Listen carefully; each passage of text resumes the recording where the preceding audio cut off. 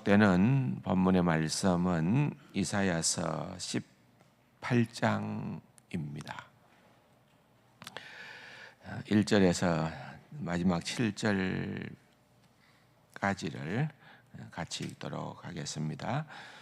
슬프다 구서의 강 건너편 날개치는 소리 나는 땅이여, 갈대 배를 물에 띄우고 그 사자를 수도로 보내어 이르기를, 민첩한 사절들아 너희는 강들이 흘러 나뉘인 나라로 가되 장대하고 준수한 백성 곧 시초부터 두려움이 되며 강성하여 대적을 밟는 백성에게로 가라 하는도다. 세상의 모든 거민 지상에 사는 너희여, 산들 위에 기를 세우거든 너희는 보고 나팔을 불거든 너희는 들을지어다. 여호와께서 내게 이르시되 내가 나의 처소에서 조용히 감찰함이 째이는 일광 같고 가을 더위의 운무 같도다. 추수하기 전에 꽃이 떨어지고 포도가 맺혀 익어갈 때에 내가 낯으로 그 연한 가지를 베며 퍼진 가지를 찍어버려서 산의 독수리들과 땅의 들짐승에게로 던져주리니 산의 독수리들이 그것으로 여름을 지내며 땅의 들짐승들이 다 그것으로 겨울을 지내리라 하셨습니다. 그때 강들이 흘러나누인 나라에 장대하고 준수한 백성 곧 시초부터 두려움이 되며 강성하여 대적을 밟는 백성이 만군의 여호와께 드릴 예물을 가지고 만군의 여호와의 이름을 두신 곳 시온 산에 이르리라. 아멘. 이사야서는 굉장히 길죠. 그 가운데에 이제 많은 내용들을 이제 담고 있습니다.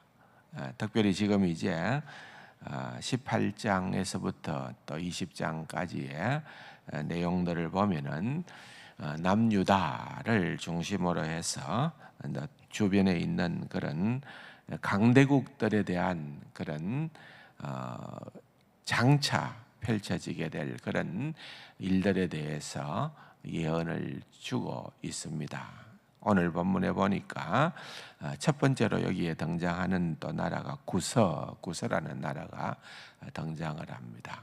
그 다음 또 19장에 보면은 이제 애굽이라는 나라, 그리고 또 20장에 보면은 구서와 애굽에 대한 멸망을 다루고 있습니다. 구서는 지금 이제 우리로 말하면은 에티오피아를 의미하는 성경적 용어지요. 애굽은 또 이집트를 얘기하는 그러한 단어입니다. 그래서 이제 에티오피아와 또 애굽에 대한 그런 그 당시에 또한 현실을 얘기를 하고 또 장차 되어질 일들에 대해서 얘기를 하고 있는 것입니다. 이때는 이제 사실은 남유다의 왕은 히스기야 왕 시대였고, 또 우리가 아는 것처럼 이때에 하나님의 그 말씀을 신탁하여 전하는 그러한 선지자는 말 그대로 이사야입니다. 이사야 선지자가 그렇게 하나님의 뜻을 받들어 섬기는 그런 일들을 하는데, 당시에 이제 국제 정세는 아시리아죠. 아시리아. 지금 우리가 말하는 그런 제국의 명칭으로는 아시리아고, 이 아수르가 계속해서 그 세력이 확장되어져 가는 그런 때였습니다. 그래서 바로 남유다에 있었던 북이스라엘이나 또는 그 위에 있었던 아람은 바로 직격탄을 맞게 되는, 아수르로부터 바로 이제 또한 공격을 받아야 되는 그런 위험한 그런 상황들이 되다 보니까, 이제 너희들도 멀지 않았다. 우리가 무너지면 남유다도 멸망할 거다. 그래서 우리가 서로 동맹을 해서 우리가 어떻게든 한번 버텨보자. 그러나 남유다는 사실은 이제 오히려 반대로 이렇게 손을 건너뛰어서 아수르하고 그렇게 힘을 모으려고 생각을 했던 것이죠. 다 하나님께서 기뻐하시지 않은 일입니다. 주변의 나라가 어떠하든지 간에 아무리 눈에 보이고 강성하다 할지라도 하나님이 원하시는 하나님의 백성은, 하나님의 나라는 하나님만 바라보고 하나님만 의지하게끔 그것을 훈련을 시키는 거죠. 그런데 자꾸 눈에 보이는 것, 하나님은 눈에 보이지 않고 눈에 보이는 나라가 위협이 되니까 그렇게 하는 것이죠.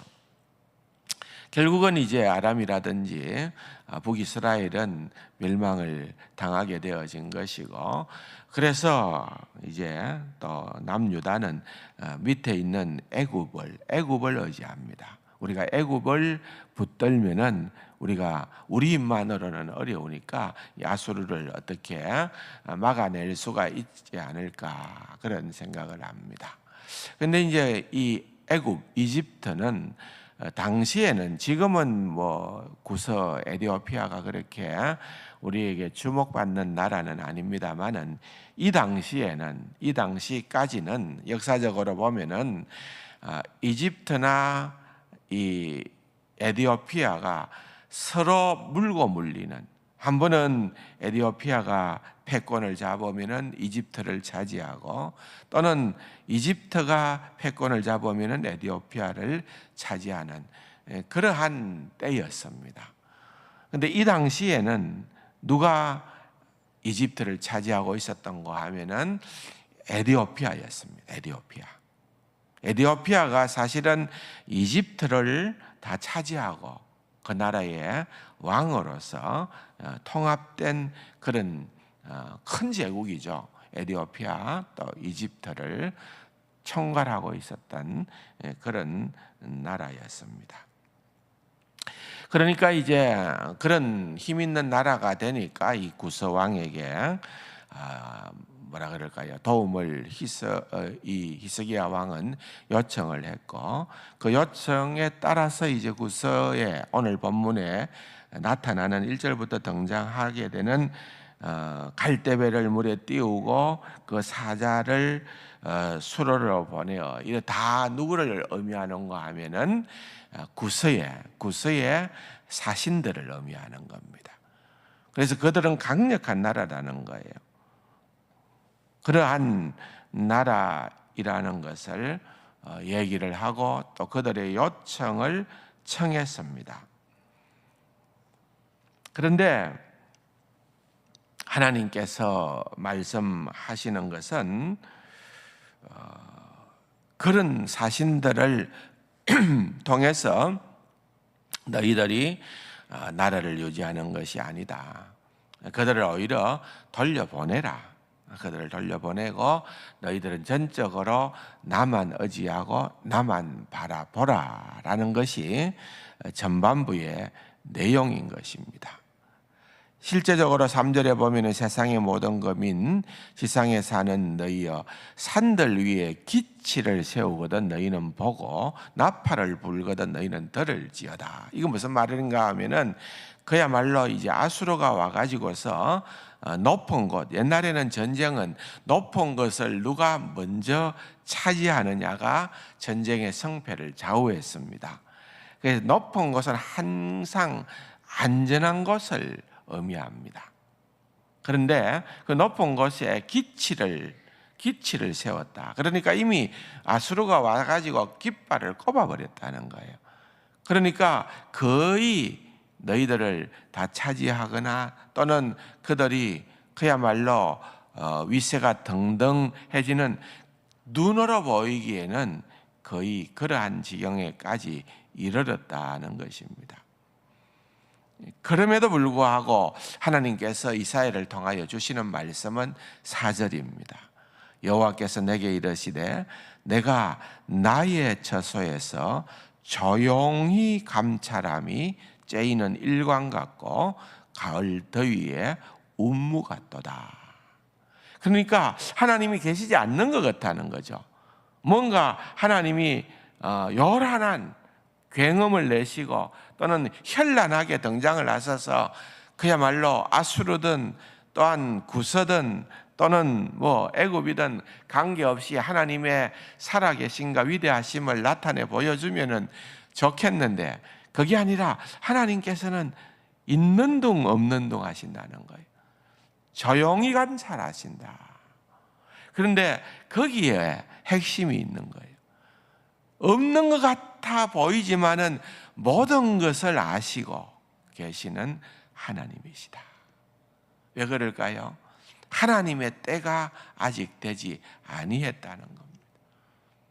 하나님의 때가 되었을 때에 하나님께서 움직이신다는 그러한 말씀인 것입니다. 그래서 그 다음에 계속해서 말씀을 보면은 포도가 무르익어가고는 있지만은 아직 수확할 때가 미치지 않았다. 그런 표현들은 무엇을 얘기합니까? 아수르가 지금 와서 기치도 꼽고 뭐 막 그야말로 전부 다 차지해서 금방 남유다가 예루살렘이 멸망하여 어떻게 되는 것처럼 그렇게 호들갑을 떨고는 있기는 있지만은 조용히 감찰하시는 하나님. 이제 이 내용이 쭉 전개되면서 결국은 30장에 가보면은 아수르가 하룻밤 사이에 어떻게 됩니까? 아시리아의 그 대군이 18만 5천 명이 한꺼번에 죽임을 당합니다. 야, 이거는요, 제국이 무너져 버립니다. 그 바람에 결국은 다시 아수르가 철수를 하는데, 철수하는 그런 과정 가운데에서 아시리아의 왕이 또한 모반을 받아서 죽임을 당하고, 결국은 그 뒤로 사실은 이 사건 이후로 아시리아라는 나라는 역사에 대한 길로 소멸되어져 가는, 그러니까 결국은 지금 엄청난 어떤 일들이 벌어지고 엄청난 그러한 세력들이 그렇게 번쩍번쩍 보이지만은 이사야를 통하여 주시는 말씀은요, 하나님을 의지하라는 거예요. 하나님만 신뢰하라. 이게 안 된다는 거예요. 18장, 19장, 20장 계속해서 읽어보면은 너희들이 결국은 의지할 바가 되지 못하는 그런 애굽 구설을 의지하느냐? 그러면은 그런 나라들, 너희들이 그렇게 의지할 만한 그 나라들은 결국은 아수르한테 먹힐 것이다. 그렇게 먹히고 나면은 그들은 수치를 당한다. 그래서 하나님께서 이사야를 통하여서 3년간을 벌거벗은 몸으로 하나님의 말씀을 전하게 했습니다. 여러분, 이사야는 왕적이고 당대에 굉장히 높은 위치에 있었던 그런 인물 중에 한 사람입니다. 그럼에도 불구하고 하나님께서는 그렇게 몸으로, 온몸으로 하나님의 뜻을 하도 말을 안 들으니까 그렇게 계시를 보여주시는 거예요. 얼마나 부끄럽고 창피한 일입니까? 3년간을 그렇게까지 해도 깨닫지를 못하는 겁니다. 그렇게 벗은 몸으로 수치를 당하는 것처럼 애국과 구서는 그렇게 되어질 것이다. 깨닫지를 못하는 거예요. 그러므로 오늘 본문의 5절에 보면은 추수하기 전에 꽃이 떨어지고 포도가 맺혀 익어갈 때에 내가 낫으로 그 연한 가지를 베며 퍼진 가지를 찍어버려서 그러한 산짐승의 먹잇감이 되게 하겠다. 세상적으로 볼 때에는 그런 제국이 다 먹고 삼키고 다 끝장을 낸 것처럼 보이지만은 아니라는 거예요. 아직까지 하나님께서 역사하신다는 거예요. 하나님은 그때에 비로소 하나님의 하나님 되심을 보여주신다는 겁니다.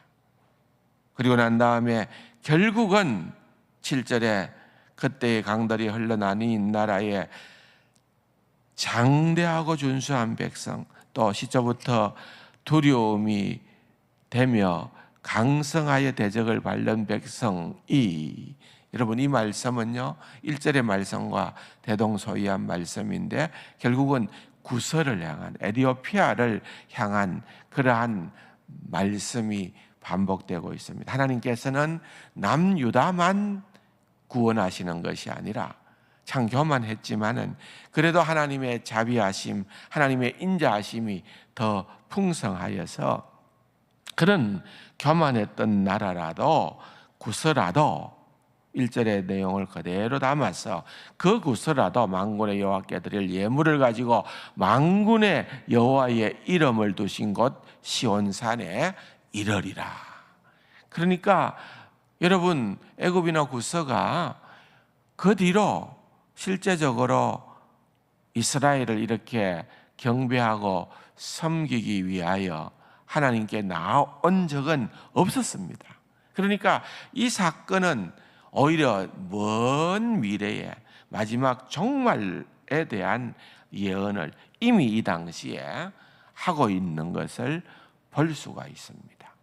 결국은 하나님의 구원의 범위와 영역은 남유다에만 그치는 것이 아니라 하나님께서 온 이방 나라에까지도 택한 백성들을 구원하시고 하나님께서 불러주신다 라고 하는 그러한 놀라운 메시지.